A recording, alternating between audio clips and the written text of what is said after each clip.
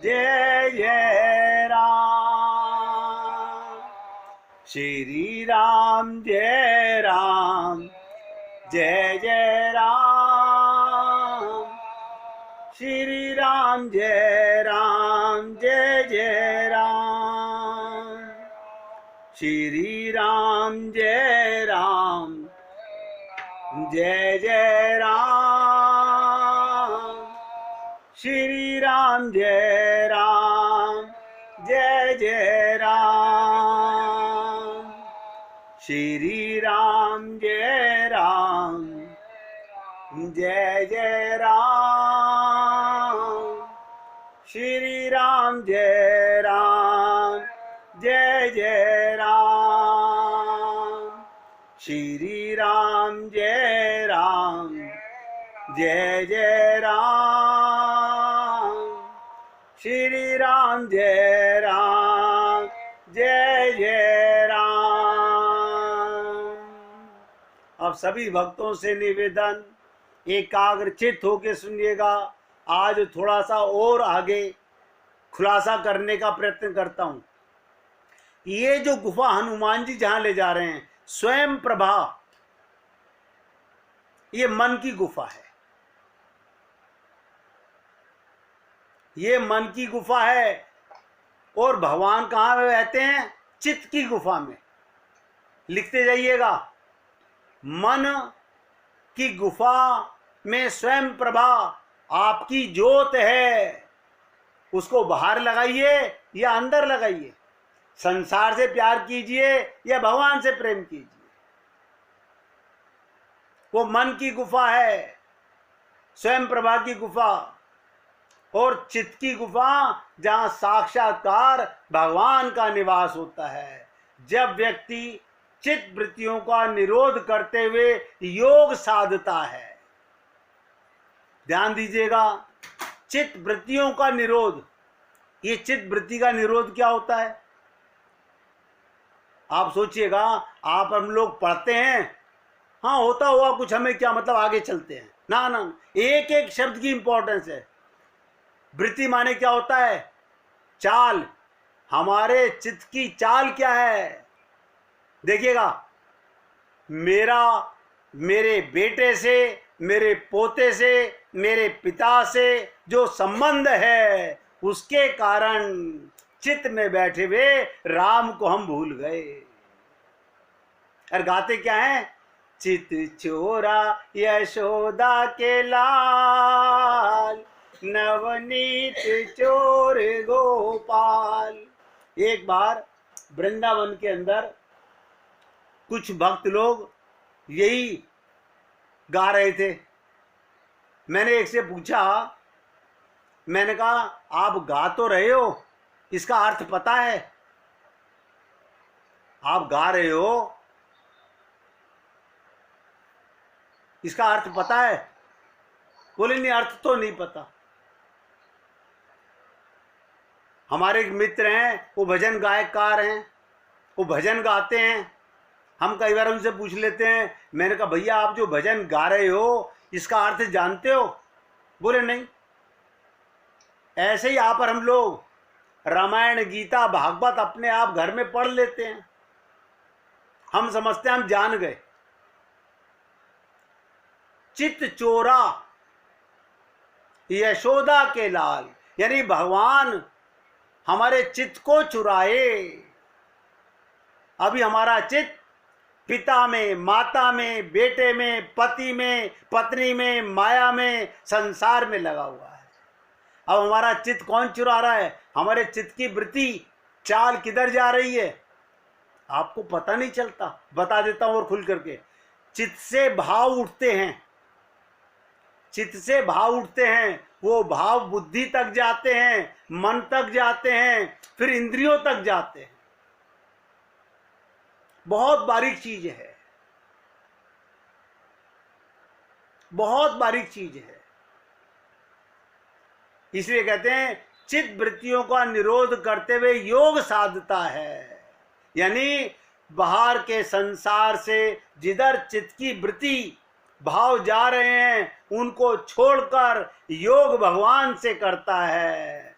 उसका हृदय रूपी माखन, जो कहते ना, चित चोरा यशोदा के लाल, नवनीत चोर गोपाल। नवनीत क्या होता है? माखन। अब आप सोचेंगे हमारे चित्त में नवनीत कहाँ है, भगवान क्या चुराएंगे?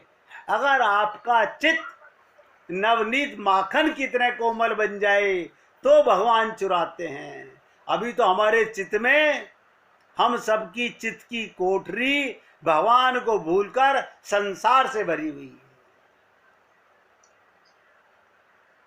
इतना आसान नहीं है मेरे भाई। मैं आप लोगों से बार बार क्यों निवेदन कर रहा हूं?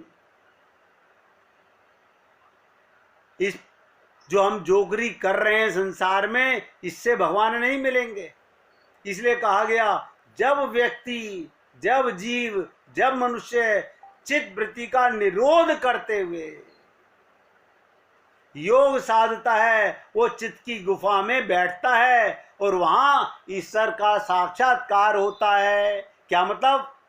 जब आप संसार से मन हटाकर, संसार से बुद्धि हटाकर चित्त की कोठरी में भगवान का ध्यान करते हैं, एकाग्र चित्त होते हैं। आप देखिएगा, आप सब लोग सोच के देखिएगा, हम लोग पूजा करते हैं मंदिर में, घर के अंदर सबने मंदिर बना रखे हैं, हाँ करते तो हैं। फोन की घंटी बजती है, सुनती है, हाँ सुनती तो है। जिस समय आप पूजा कर रहे होते हैं, आपके घर में बेटा बहू, पत्नी सास, बच्चे बात कर रहे होते हैं, आपको सुनती है, हाँ सुनती तो है। तो आपका चित्त बाहर लगा हुआ है या अंदर लगा हुआ है? ये तो किसी ने बताया नहीं हमारे को। क्यों? एकाग्र चित्त का मतलब क्या है? संसार से चित्त को हटाकर भगवान में योग करना। इसलिए कहा, ये दूसरी गुफा जिसमें स्वयं प्रभा, मन की गुफा, ये भगवान की कृपा की गुफा है। नोट करो, ये मन जो है ये भगवान की कृपा की गुफा है। यहाँ स्वयं प्रभा थके हुए बंदरों को जल पीने और फल खाने के लिए कहती है और सीता जी की खोज का उपाय बताती है। अब आप भी सुन लीजिए, पहले भी सुन चुके हो, सुंदरकांड के अंदर सीता जी की खोज का उपाय क्या है?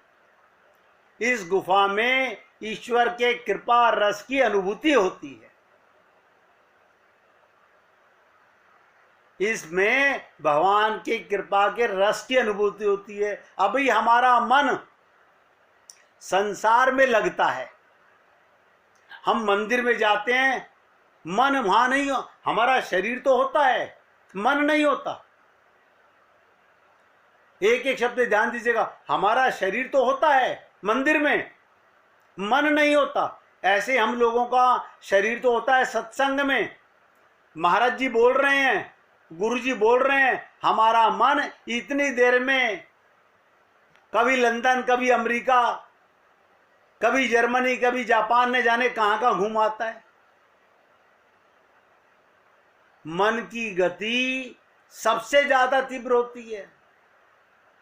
आपने मन को ये देखना चालू किया कि ये जरा भी इधर से सरके नहीं, मन आपका नौकर है, आप नहीं समझ पाए। इसलिए मैंने कहा, ये जो मन की गुफा है, ये भगवान की कृपा रस की अनुभूति होती है। इसमें कैसे होती है? मन माने की बात है। क्या मतलब? मेरे मन ने संसार में अपनापन किया, जिस दिन ये ज्ञान हुआ कि झूठा है संसार, धोखा खाएगा, कर ले हरि से प्यार, वरना पछताएगा। मुझे कोई जीवन में सदगुरु मिल गया और उसने मुझे आईना दिखा दिया, मैं अपनी मन की मलिनता को समझ पाया, मन के रोग को देख पाया, फिर इलाज करने का प्रयत्न करता है। जब तक व्यक्ति को पता नहीं चलता मुझे शुगर है, बीपी है, मुझे कैंसर है, कोई किसी की खोपड़ी में पागलपना नहीं है कि डॉक्टर के पास जाएगा। जिस दिन हमको अपने मन के रोगों का एहसास होगा उसी दिन हम किसी गुरु की तलाश में जाते हैं। इसलिए मैंने आपसे निवेदन किया, जब साधक पुरुषार्थ करते करते, साधन करते करते थक जाता है, जब ये बाहर की पूजा पाठ अटरम सटरम इनसे थक गया, लोग कहते हैं हमने इतने सावन के त्योहार किए, व्रत कर लिए, इतना हमने उपवास कर लिया, इतनी एकादशी, इतनी द्वादशी, इतनी पूर्णवासी कर ली, इतनी गीता भागवत रामायण पढ़ ली, चारों धाम की यात्रा कर ली। नोट करो, जब साधक पुरुषार्थ करते करते थक जाता है,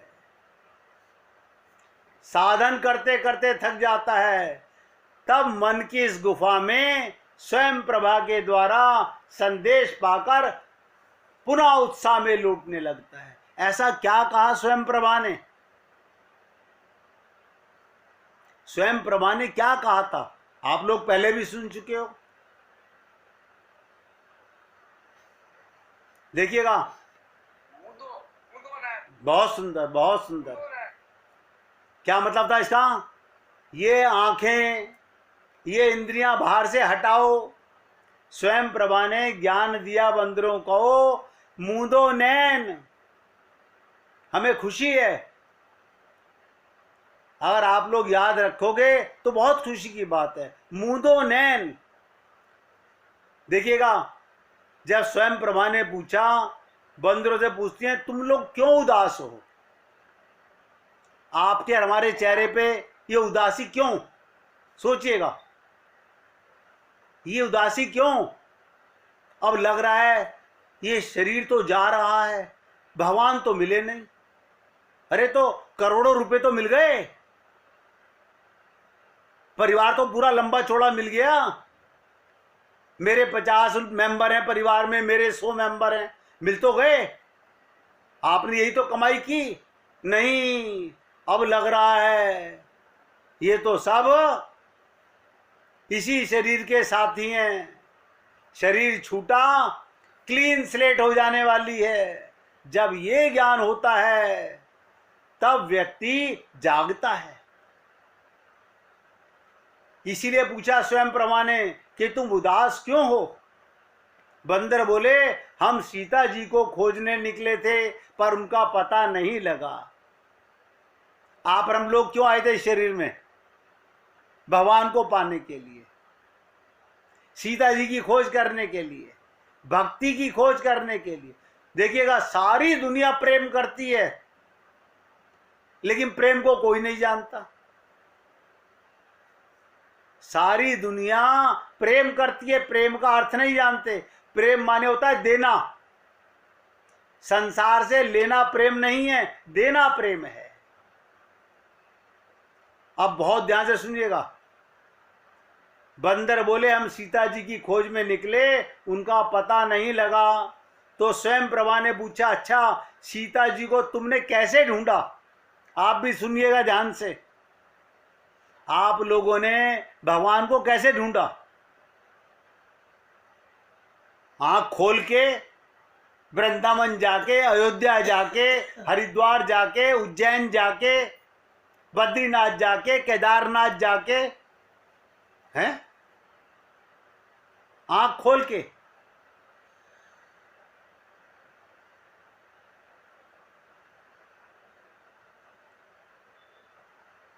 स्वयं प्रभा ने पूछा, तुमने कैसे ढूंढा?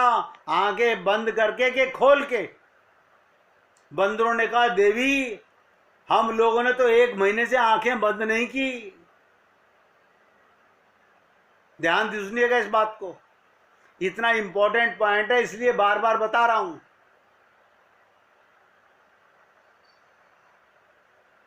क्या कहा कि हमने तो 1 महीने से आंखें बंद नहीं की। तब स्वयं प्रभा बोली, यदि तुम सीता की खोजना चाहते हो, भक्ति को खोजना चाहते हो, भगवान को खोजना चाहते हो, इसी देह को कृतार्थ करना चाहते हो, तो हमारी बात मानो। अब तुम जरा आंखें बंद करो। अब आप सोचिएगा, अभी राजकुमार जी ने कहा ना, मूंदो नैन, यानी संसार की तरफ से ध्यान हटाओ। मूंदो नैन का मतलब क्या? ध्यान हटाओ। कौन हटाए? कोई कितना ही संत महात्मा कहे, अरे जब राम थे तब भी हम थे, जब कृष्ण थे तब भी हम थे, हमने उनको भगवान नहीं माना। उनके जाने के बाद राम राम गोविंद गोविंद कर रहे हैं। संत महात्मा सत्संग तो सुनते हैं, लेकिन कोई व्यक्ति, हर व्यक्ति अपने आप को जरूर से ज्यादा बुद्धिमान मानता है। तो क्या कहा स्वयं प्रभा ने? हमारी बात मानो, अब तुम जरा आंख बंद करके उन्हें खोजो। ये रामचरितमानस में कैसे कहा गया? मूंदव नैन बिवर तजित जाहू, पहू सीतई जरी पछताऊ। जो इस प्रकार बंदरों को स्वयं प्रभा ने नेत्र मूंदने को कहा, कृपा का, विश्वास का, समर्पण का संदेश दिया। भगवान कृपा करेंगे, तुम विश्वास करो। समर्पण का संदेश दिया। हम समर्पण नहीं करते। समर्पण माने क्या होता है? हम अर्पण करते हैं। नोट करो, हम क्या करते हैं? अर्पण। अर्पण तो आपकी कोई वस्तु हो तो अर्पण कीजिए। बहुत ध्यान से सुनो, आपने जो भी कुछ भगवान को, गुरु को चढ़ाया, वो अर्पण किया, वो किसका था? भगवान का ही दिया हुआ था। तेरा तुझको अर्पण। समर्पण कब करेंगे? मैंने गधे की अकल से गुरु के चरणों में अपना शीश रख के समझने का प्रयत्न किया है। इसीलिए मैं आप लोगों से निवेदन करता हूं, इतनी आसानी से समझ नहीं आती ये बातें। मूंदो नैन, कृपा का, विश्वास का, समर्पण का संदेश प्राप्त हो गया।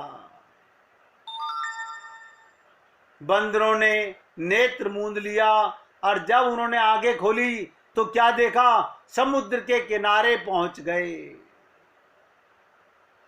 ना कोई गुफा है, ना स्वयं प्रभा है। वे आपस में कहने लगे कि नेत्र मूंदने से कोई लाभ नहीं मिला। ध्यान दीजिएगा, आंखें बंद करने से कोई लाभ नहीं मिला। स्वयं प्रभा ने तो कहा था, नेत्र मूंदो, तुम्हें सीता जी अवश्य मिलेंगी। पर कहां? अब हम लोग इस सागर तीर पर आ गए। आप हम लोग कहां गए? भव सागर पर आ गए। ये माया का संसार, ये भव सागर है। हमारे सामने कोई नहीं चाहता। देखिएगा, लोग शरीर को अमर करने में लगे हुए हैं। तुम तो अमर हो, अमृत से पुत्र, परमात्मा की संतान हो। तुम्हें तो जानने के बाद अपने घर में हलवा बनवा के खाना चाहिए। आज दावत करनी चाहिए घर में कि हमें पता चल गया सारी दुनिया अमृत उत्सव मना रही है, और हमें ये ज्ञान हो गया मैं तो अमृत से पुत्र हूं, भगवान की संतान हूं। इससे बड़ा ज्ञान क्या होगा हमारे को? आप सोचिएगा, अमृत का मतलब क्या होता है? कि राम मरे तो मैं मरूं, वरना मरे बलाए। ये शरीर बला है, ये मरेगी, मैं नहीं मर सकता। ये संकल्प होना चाहिए। अब तुम्हें कोई नहीं मार सकता। गीता में भगवान श्री कृष्ण कह रहे हैं, नैनम छिंदंती शस्त्राणि, नैनम देहती पावका। कोई जला नहीं सकता, काट नहीं सकता, लेकिन हमें विश्वास नहीं, ना तो भगवान पे विश्वास है, हमें तो इस शरीर पे विश्वास है। ये बूढ़ा हो रहा है, ये तो एक दिन मरेगा भी। आप कभी नहीं मरे, अमर हैं। इसीलिए मैंने आपसे कहा कि सारी दुनिया अमृतसर उत्सव मना रही है, आप अमृत से पुत्र मानिए अपने आप को। तो सीता जी तुम्हें अवश्य मिलेगी। स्वयं प्रभा ने कहा हम लोग तो सागर के तीर पर आ गए, उन्हें स्वयं प्रभा के संदेश पर संदेह होने लगा। इसी प्रकार जब हम गुरु के पास जाते हैं, गुरु कहते हैं ध्यान करो, पहले हटाओगे तो करोगे ना। संसार का ध्यान हटाते नहीं, भगवान का ध्यान होता नहीं, क्योंकि मन ने माना हुआ है। मन, ध्यान से सुनिएगा, मन माया का बेटा है और उसका नशा उस पे अनंत जन्मों से चढ़ा हुआ है। और मैंने आपसे यह भी कहा था, मन बंदर की तरह है। जैसे बंदर चंचल है, इस डाली पर उस डाली पर, इस डाली पर उस डाली पर, ऐसे हम लोगों का मन सारा दिन पल में इधर, पल में उधर, पल में इधर, पल में उधर भटकता रहता है। एकाग्र नहीं हो पाते हम लोग। कभी हम लोगों ने सोचा नहीं, हम तो पूजा कर रहे थे। क्या कर रहे थे? मैं आरती कर रहा था। आरती करते समय आर्त भाव था भगवान के प्रति? नहीं, आर्त भाव तो पता ही नहीं क्या होता है। आरती कर रहे थे, आर्त भाव का ज्ञान नहीं है। तो यहां पर बंदर घबरा गए कि स्वयं प्रभा ने, अब हमें संदेह होने लगा, हमारे जीवन में भी बहुधा ऐसा ही होता है। मैं आप सब लोगों को निवेदन कर रहा हूं, हमारे जीवन में भी ऐसा ही होता है। हमें भी कई बार संदेह होने लगता है। हम किसी महात्मा के पास जाकर शांति का उपाय पूछें, भक्ति का उपाय पूछें, महात्मा जी कहते हैं आंख मूंद कर ध्यान किया करो, शांति मिलेगी। हम 10-5 दिन आंख मूंद कर ध्यान करते हैं, पर जब शांति नहीं मिलती, दिखाई देती, तब महात्मा जी के संदेश को उड़ा फेंकते हैं कि उनकी पद्धति ठीक नहीं है। बंदरों के साथ भी ठीक ऐसा ही हुआ। उन्हें नेत्र मूंदने में कोई लाभ नहीं दिखाई दिया। आप सोच के देखिएगा, कहां पर हम अटक गए, हमारी गाड़ी कहां पर अटकी, क्या कारण था? आप और हम लोगों को बड़े बड़े ये देश तो भारतवर्ष है, यहाँ तो गुरु देश कहलाती है, ये तो गुरु कहलाता है देश। पूरे वर्ल्ड के अंदर गुरुओं की कमी नहीं है, संत महात्माओं की कमी नहीं है, लेकिन किसकी कमी है? विश्वास और शरणागति की कमी है। ना हमने किसी पर विश्वास किया और ना समर्पण किया। ये दो चीजें, विश्वास और समर्पण की कमी है। अगर इतनी आसानी से हम लोग समझ जाते तो अब तक कभी का कल्याण हमारा हो चुका होता। देखिएगा, अब ध्यान से सुनिएगा, जैसे लड़की का विवाह हो जाता है, जैसे लड़की का विवाह हो जाता है, फिर वो कुंवारी नहीं रहती।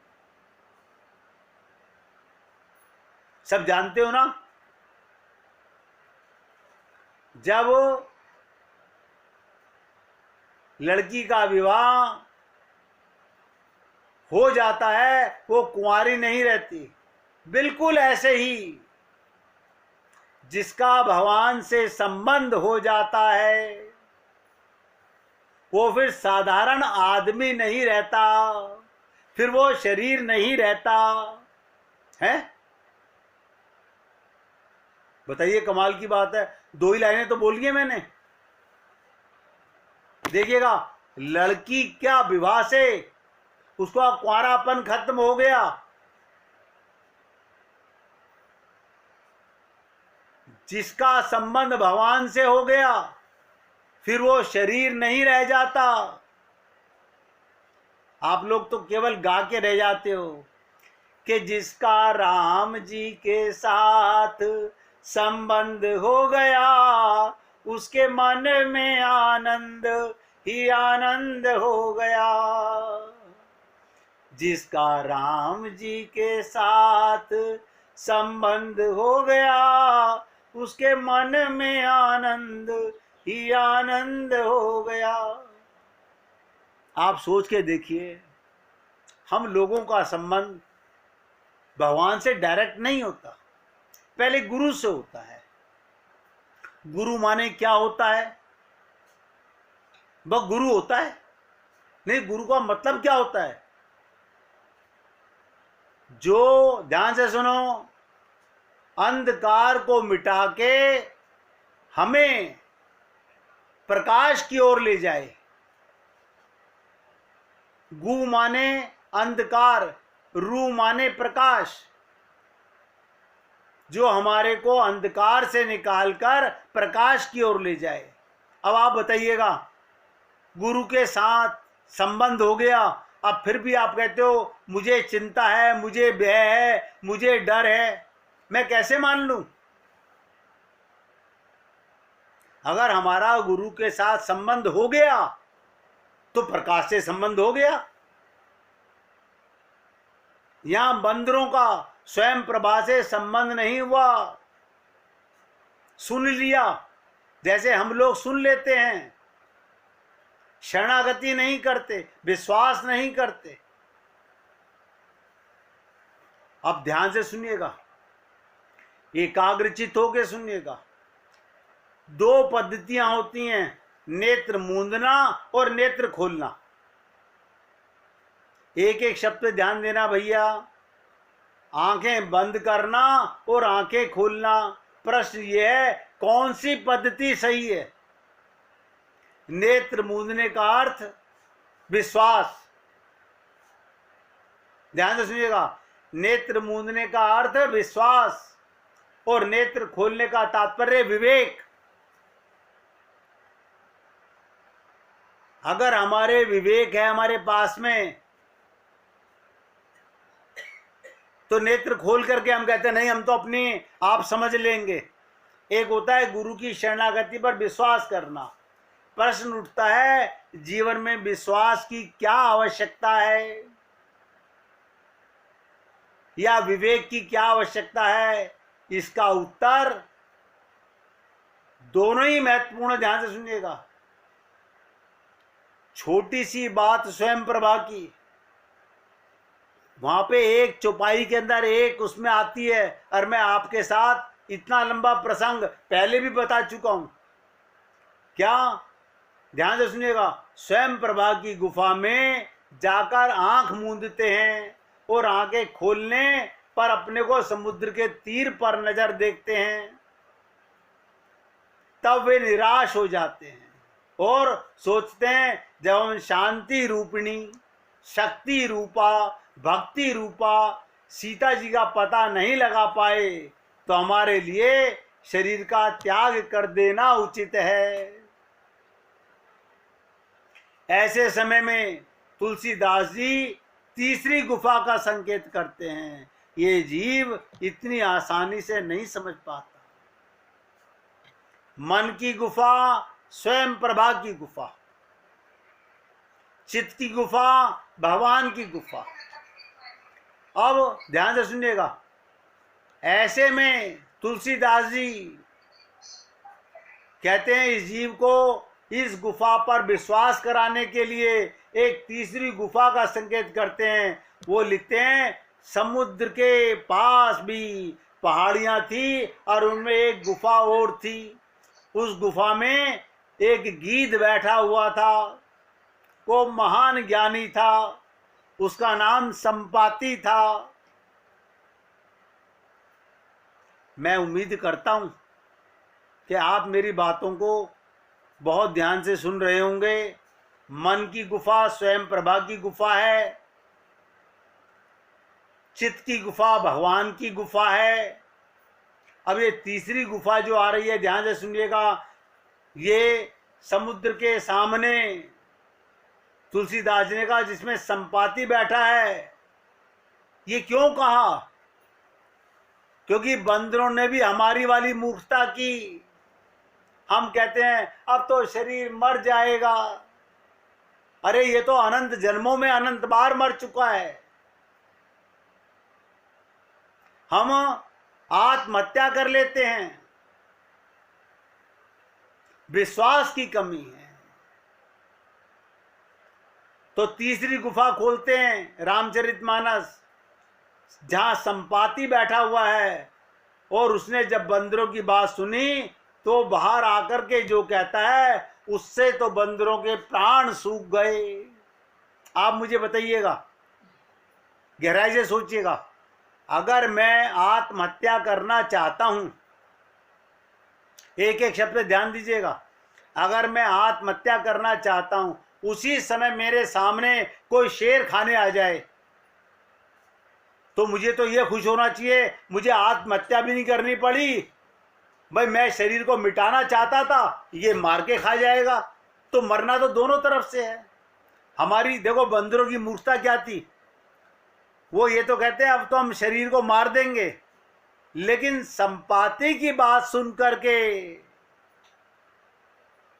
संपाति क्या शिक्षा देगा? ये तीसरी गुफा कौन सी गुफा है, इसकी चर्चा बहुत गहरा चित्रण है। दो गुफाएं आप लोग समझ चुके होंगे, एक मन की गुफा और एक चित्त की गुफा। चित्त में भगवान रहते हैं और मन कृपा और विश्वास की गुफा है। अभी ये मन भटक रहा है संसार में, क्योंकि हमारा विश्वास परिवार में है, हमारा विश्वास संसार में है। हमने जिन लोगों को नहीं देखा, हमारा उनमें भी विश्वास है। जिस दिन गुरु के शब्दों पर पूर्ण विश्वास, समर्पण का भाव आ जाएगा, उस दिन मन की गुफा खुल जाएगी। इसलिए आज यहाँ विराम देता हूँ। कल आपके साथ यहीं से चर्चा आगे चालू करेंगे तीसरी गुफा में प्रवेश करने का। ये तीसरी गुफा कौन सी है? जहाँ संपाति बैठा हुआ है। जो बंदर अपने शरीर का त्याग कर कहते हैं मर जाना बेहतर है। क्यों? सुग्रीव के मारने से मरें, इससे आत्महत्या कर लें। क्योंकि सुग्रीव ने कहा था जो 1 मास में सीता की खोज करके नहीं आएगा, उसको मृत्यु दंड दिया जाएगा। उन्होंने कहा वहां मरने से अच्छा है हम खुद ही अपने आप को मार लें। लेकिन जब संपाति सामने आया तो सबके घिग्गी बंध गई, प्राण हाथ में आ गई। ये क्या हुआ? कल समझेंगे, कल तक का इंतजार कीजिए। और आज अपने आप को भारतवर्ष अमृत उत्सव मना रहा है। मैं तो आपसे निवेदन करूंगा, आप भगवान के अमृत से पुत्र हैं, परमात्मा की संतान हैं, ये मान के आप भी आजादी का उत्सव मनाइए। कल इससे आगे चर्चा करें।